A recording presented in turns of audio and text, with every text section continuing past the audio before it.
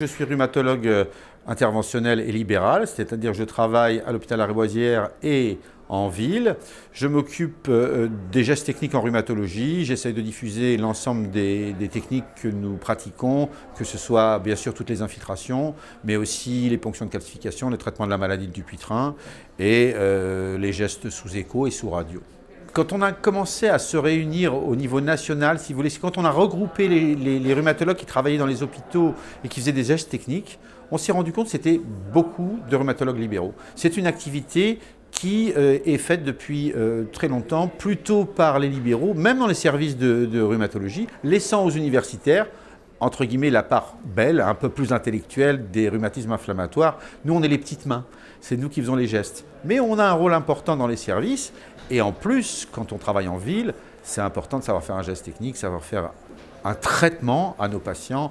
On n'est pas seulement des rhumatologues diagnostiqueurs, on est aussi des rhumatologues thérapeutes, et autant les rhumatologues universitaires maîtrisent parfaitement les biothérapies, tous les traitements médicamenteux, autant un certain nombre de libéraux, pas tous, mais un certain nombre de libéraux sont des passionnés de gestes techniques et viennent régulièrement nous montrer, notamment dans les congrès qu'on organise, que ce soit ce congrès de rhumatologie libérale ou le congrès de rhumatologie interventionnelle, si vous voulez que j'organise, que ce soit ces congrès, on voit des rhumatologues de ville venir avec leur expérience, échanger, montrer le vrai détail, si vous voulez, quelle aiguille, quel serin, comment on se positionne, des petits trucs, mais des petits trucs tellement importants pour nos gestes, pour faire progresser nos gestes, et aussi pour enseigner.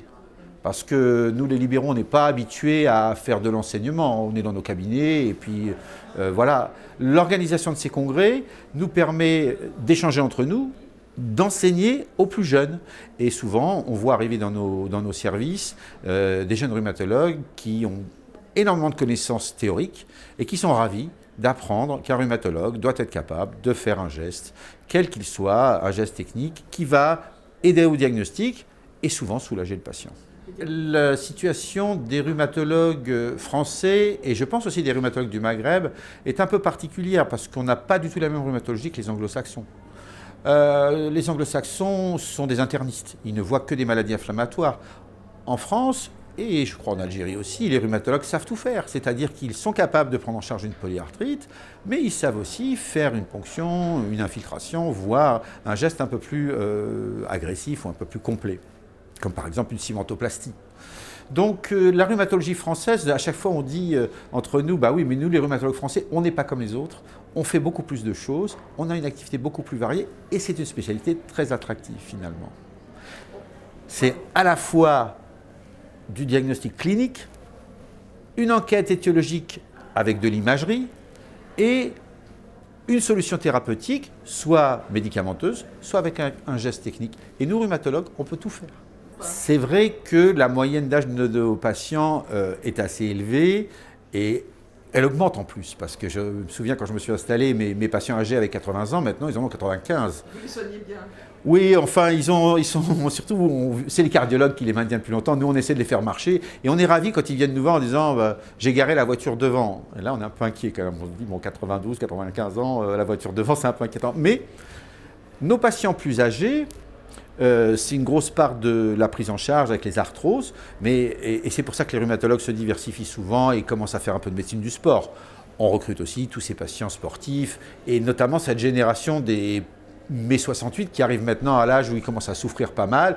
C'est une génération qui a voulu faire beaucoup de sport, beaucoup d'activités, et ils en paient un peu les conséquences aujourd'hui, et on les retrouve dans les cabinets de rhumatologie. On est dans une période incroyable parce que d'un côté, de nouvelles molécules apparaissent régulièrement, notamment dans la prise en charge des rhumatismes inflammatoires avec les biothérapies, les anti-TNF et les anti-JAK. Je ne détaille pas, ce n'est pas mon univers, mais les progrès sont incroyables. Les solutions thérapeutiques qu'on peut proposer à nos patients sont tellement diversifiées maintenant dans tous les rhumatismes inflammatoires, les progrès sont terribles.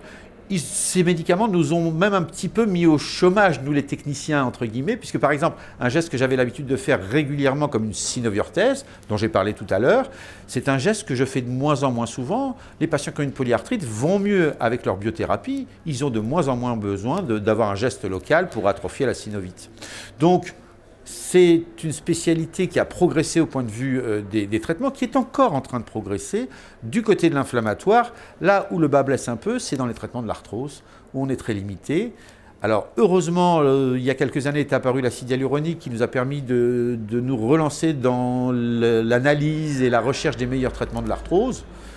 Mais c'est vrai qu'on n'avance pas beaucoup sur les traitements de l'arthrose aujourd'hui. Mais je garde espoir. Peut-être pas ralentir le processus, mais améliorer la qualité de vie de nos patients. C'est déjà un pas en avant.